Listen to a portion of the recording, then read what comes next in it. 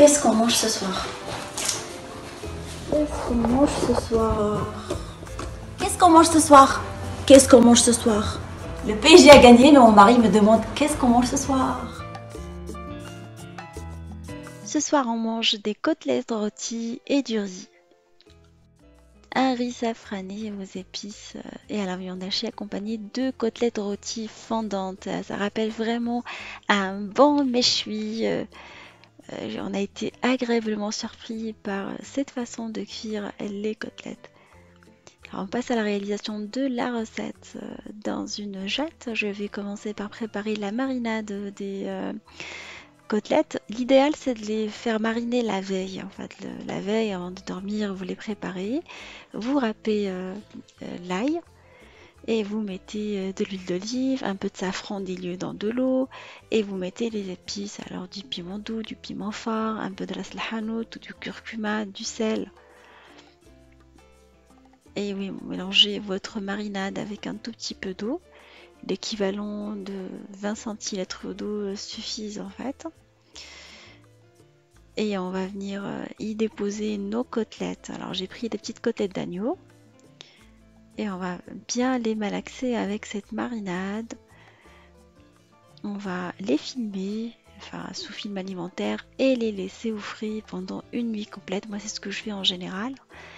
Le lendemain, en arrivant du travail, vous découpez l'oignon en fils lamelles ou grossièrement comme vous voulez, c'est pas important. Ma mère, elle le coupe grossièrement, moi je l'ai coupé comme ça.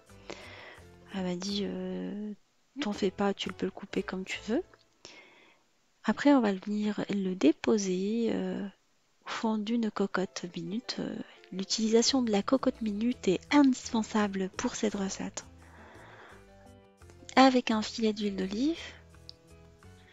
Et on va venir verser nos côtelettes marinées dedans avec la marinade directement. On va fermer la cocotte et on va allumer la cocotte vraiment à feu très très doux. Vraiment, on dirait une petite bougie, comme dirait ma mère. On va le laisser cuire pendant 45 minutes, voire même 1 heure. L'idée, c'est de mélanger pendant la cuisson la marmite. Une fois qu'elle commence vraiment la soufflerie commence à se mettre en marche, vous comptez une quarantaine de minutes et vous mélangez de temps en temps la marmite pour éviter que la viande d'accrocher toutes les 10 minutes. Vous venez, vous mélangez votre marmite cocotte. Et vous la laissez cuire tranquillement le temps de prendre une douche ou vous occuper de vous. Et entre-temps, on va préparer un riz qui va accompagner la viande.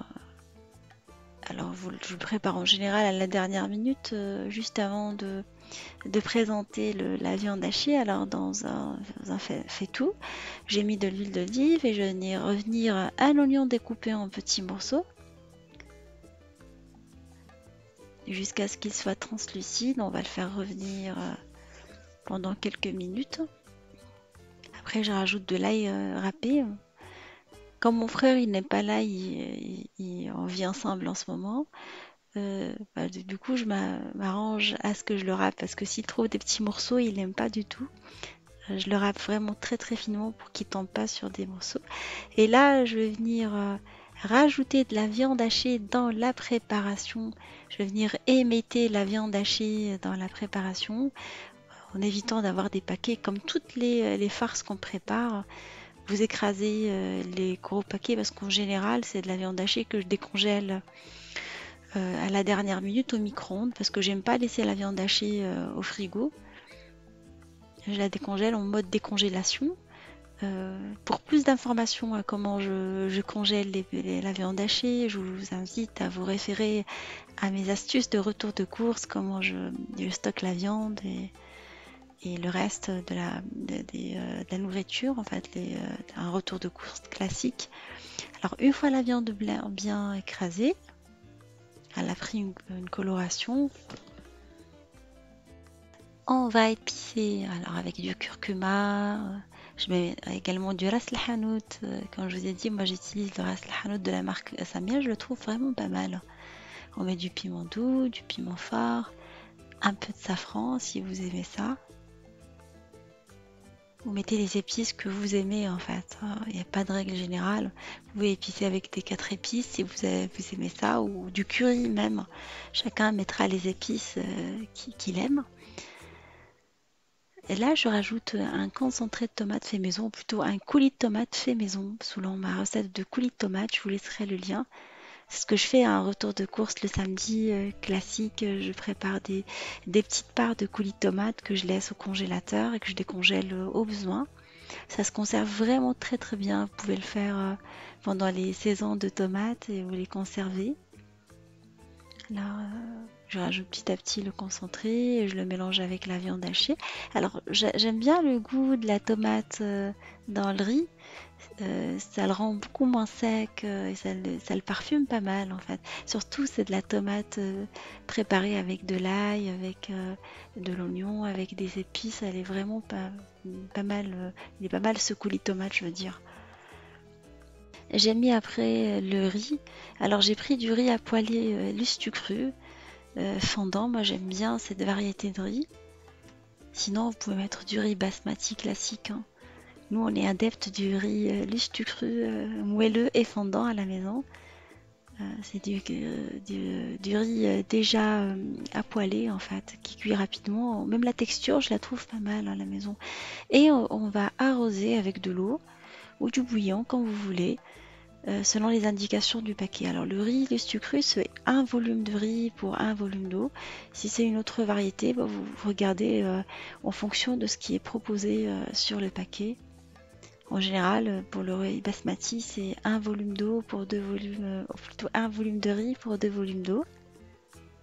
Et voilà, vous égalisez la surface et vous laissez votre riz. Après la cuisson du riz à couvert, voilà, vous enlevez le couvert, il est maintenant prêt, vous mélangez. Il est vraiment fondant et moelleux. C'est pour ça que j'aime bien cette variété de riz.